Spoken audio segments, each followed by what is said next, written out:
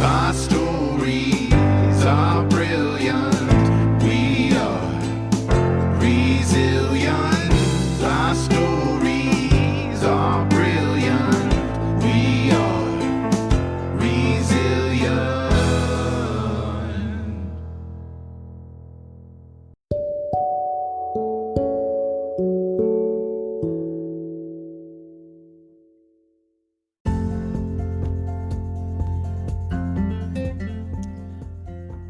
Welcome to the Courage Checklist. I'm your host, Jennifer Chambers. Courage. We all want it. What are the things in our lives that we need courage to tackle? How do you find the guts to get the glory? How do you do the things you've always really wanted to do or be? You make the list. You check it off.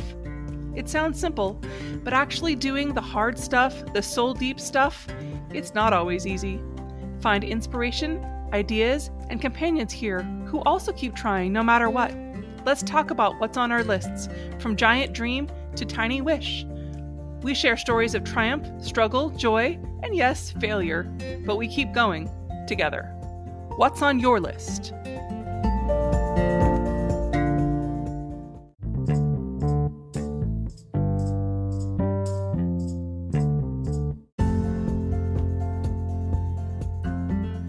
Hello, and welcome to the Courage Checklist. Today we're going to talk about a work-life balance, how to balance courage and career. This is something I think about often, and I actually just took a class where we talked about that quite a bit.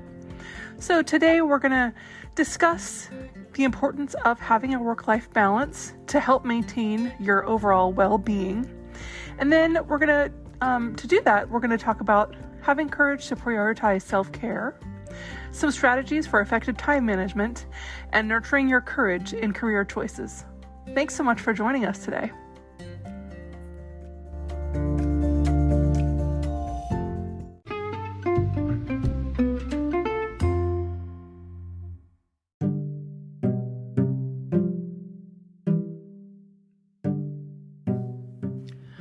Our first topic is the courage to prioritize self-care. Self-care, it's very loaded, isn't it? The whole idea of self-care. It's very bougie, I guess, to have the time and the means and the energy to promote your own self-care. But it's actually so important to put yourself first in order to have the energy and balance that you want in your life. I find that I often, if I neglect my own self-care, it makes me more liable to be sick.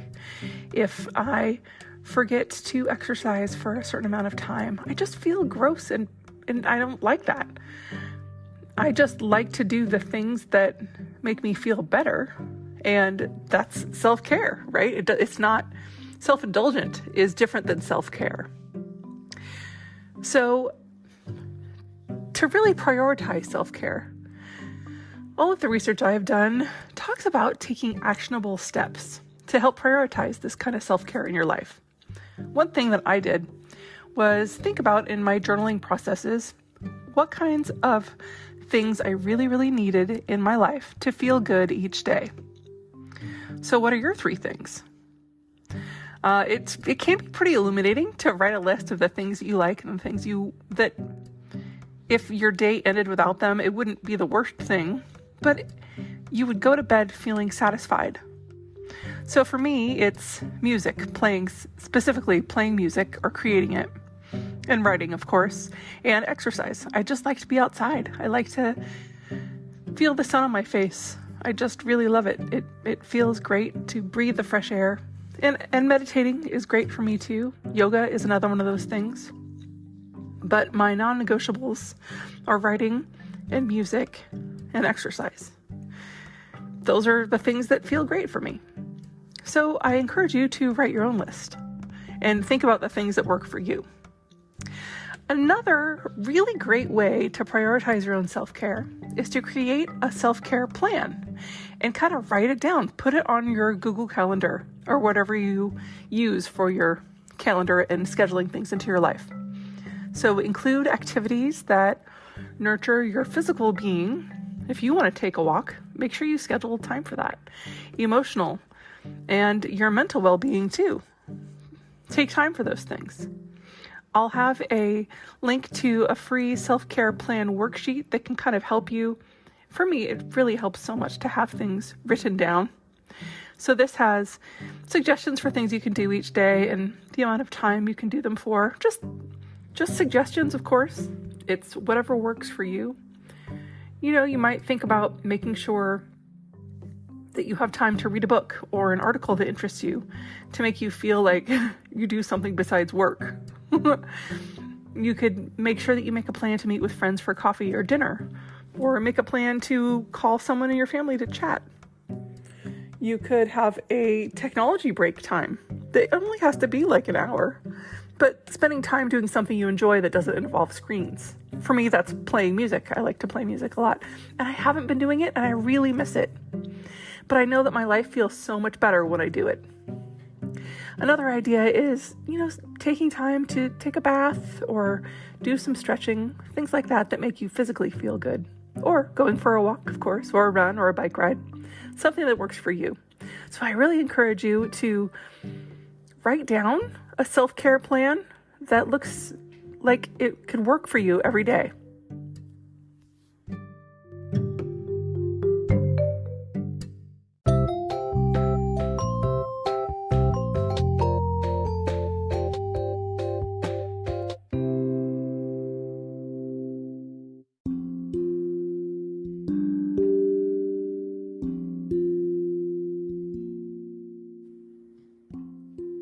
One of the second thoughts about work-life balance is thinking about your strategies for managing your time effectively. Explore the time management techniques that you find that help you balance your work and your personal life. For me, it helps to start each day with a plan. Like I said, I like to write things down, but actually I use it on my phone or my tablet more often. I like to have something I can check off, something physical, and something visual as well, something that I can see, that, I don't know, it's just like a little self-congratulatory, yes, I did it, kind of thing. Or you can do all kinds of stuff. Do you want to use Slack to help with your business tasks? Or are you a list builder? Just think about different techniques that might work for you. Then think about setting boundaries for yourself and managing your workload to prevent burnout. You can think about doing stuff like dividing your big tasks into smaller ones. For me, it's all about the rewards. A 5-minute break for a glass of water or to make some tea is so powerful. Or having a stretch. It's really important. And that's what helps me prevent burnout. Knowing that I have something to look forward to. Often I'll do that, once an hour. For me, that works well. Just a few minutes. Something like that. And then setting boundaries, trying to manage and know the amount of work that you can handle in one period of time and want to handle. What's more? And then think about the way that you delegate things for yourself. How about batching tasks? If you set aside an amount of time for doing your emails, for instance, you can get as many as you can get done in 25 minutes. That's a lot of time for emails, but whatever works. And then stop. You can do it again later, but you're getting all the different kinds of things done within the email heading. And then stop. Or do household tasks for a focused 15 minutes at a time. If you're cleaning, do laundry for 15 minutes. Do a kitchen task for 15 minutes at one time. And then it's not like you're multitasking, but you're focused on the monotask.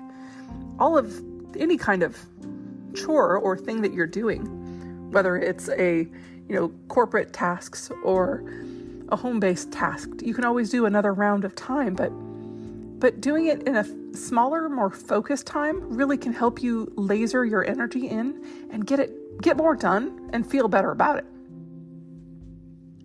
Or, here's an idea. Think about using Calendly or a different kind of scheduling app to schedule your time so it's all blocked out. A bonus there with those programs is that you get reminders at set times too. So one thought is to think about when you're using your time effectively, when you're doing your journaling, think about how that worked for you.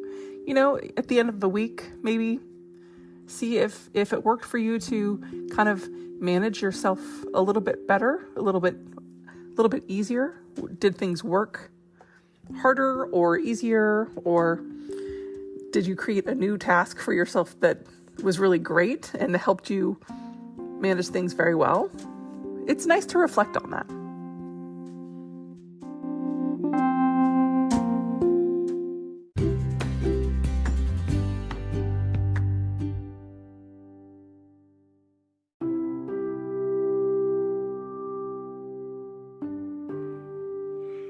The third thing I wanted to talk about is something that I also have been working on in the class I just took. It was with Jen Liss, and I'll link it. I'll link her unicorn program in the show notes. I very much recommend that. But we talked about nurturing your courage as far as your career choices go. And I'll apologize in advance.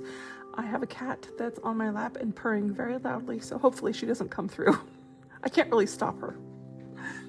So when we're talking about courage and career choices, it's so important to align your career choice with your personal values and your passions. I think about this, and like I say, I'm kind of visual, so the 3-ring circus idea is fun to do here. And this is similar to other exercises you've probably seen, but you draw 3 circles on a sheet, line them up with 2 on the bottom and 1 on the top, kind of like a capital letter A that doesn't have the bar in the middle. In the first circle, write down the things you currently do in your job, whether they're things that you love or things that you don't love. Write down all of those tasks you do, things that you enjoy, things that you, like I say, things you don't like, just for a few minutes. I like to set a timer and do it for like 2 or 3 minutes at a time. And then in the second circle, I want you to write down the things that you would like to do in your dream job. Break those things down into tasks as well. Small ones, big ones. And then for your third part, highlight the things in both circles that you could see yourself really loving to do on a daily basis. There's got to be something about your current job that you do like, or certain tasks that you enjoy. So break them all down, and then when you're thinking about the things that you love doing, focus on the feelings that those things make you do. Obviously, doing copying or things like that might not make you feel great, but the result of those might. But all of those things, the things that make you feel good to do, write them all down in the third circle. And it sounds very simple, but find a way to do more of those things. A complete, career overhaul might not be possible right now, of course. For most people, it's not. But it takes such courage to even think about making changes and career choices and changes if you need to. It's interesting because I've found that you can find different ways to do things in the job that you currently have once you kind of notice how and why you like or dislike to do them. Some things you just can't change, but having the courage to change the things that you can is really important. There's great examples all over about people who have changed their careers and made a huge success of themselves and felt wonderful about it. I have just a couple to share. My teacher, Kathy Heller, she changed her career and found incredible success. She started out moving to Los Angeles to be a songwriter, but she worked at a car dealership until she got her big break. She shopped around her songs by calling and asking all of the studios around town what kinds of songs they needed, and she found success by writing to that. She ended up having songs in huge TV shows, and then from there, she decided to teach a songwriting class in her living room that ended up being very, very successful. She basically created the jobs that she wanted. From there, she decided she wanted to start a podcast, and she did. And then by tapping into her curiosity about people and about helping them find their dream careers, her first show was called Do Quit Your Day Job. Sorry about that. But by by tapping into her curiosity and her love for people and helping them. Two of her things that she recognizes her big strengths. Her show, the Cathy Heller Podcast, is consistently one of the most popular podcasts out there. Another person that I really like to follow in the social media universe is, of course, Gary Vee. And if you don't know about Gary Vee or Cathy, I very much recommend that you look them up. Gary Vee is a huge businessman and an inspirational internet personality. He started out working for his dad's liquor store. When he was 3, his family had immigrated from Belarus to New York when he was quite young, as I say. And then he went to school in New York, and after college, he took over his family's store, which was called Shoppers Discount Liquors at the time.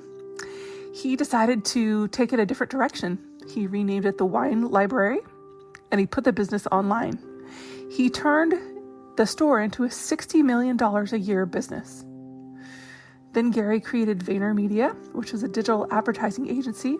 And from there, he created VaynerX, a media and technology company, and then a social media agency with his brother. And he launched his own line of NFTs. He spends lots and lots of time online being helpful to other people and in person and with his podcast, inspiring other people to follow their own career dreams and take risks. He's incredible to watch. One of the really fun things that he has done is decide to go all in on things that he loves. And he likes to do things like garage sailing and find collectibles and resell those. And it's really great to see somebody who is uber successful do the things that they love and find fulfillment. So I very much encourage you to reflect on your current career path and identify aspects you want to change or improve. And then, as you think about this, set one actionable goal to move toward a more fulfilling career.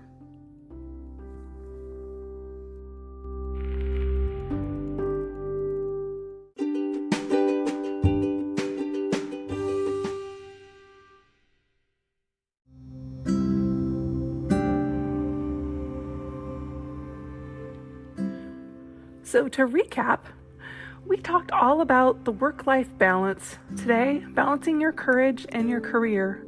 We talked about having the courage to prioritize self-care, different strategies for effective time management, and ways to nurture your courage in career choices. I think these are so important. I mean, we all want a better work-life balance, and we all want to nurture our own career choices, but that does take a lot of courage. It's not always comfortable to think about these things that we actually want and how to get there. But thinking about it in this way can make you so much happier in your life and more fulfilled in your work. I'm going to link some resources on the podcast website. Like I say, I'm going to link Jen Liss's class that I just took. I'm going to link Cathy Heller and Gary Vee, and all three of these people have their own podcasts as well that you can listen to. I encourage you to listen to those. And there's going to be a download of a sample self-care plan worksheet that you can fill out and do for yourself. You may not actually print it out, but I really encourage you to put something like that on your phone. Definitely schedule the time for yourself. You only need to take 15 to 30 minutes a day to do things to prioritize your own self-care. And you're important and you're worth it. And I really very much appreciate you guys listening. It's always so wonderful to interact with you. We have some more Halloween episodes coming up this month. We have some interviews, a couple of really great paranormal things coming up. So as always, like I say, thanks for listening. And the best way to help the show is to rate and review. Talk to you soon.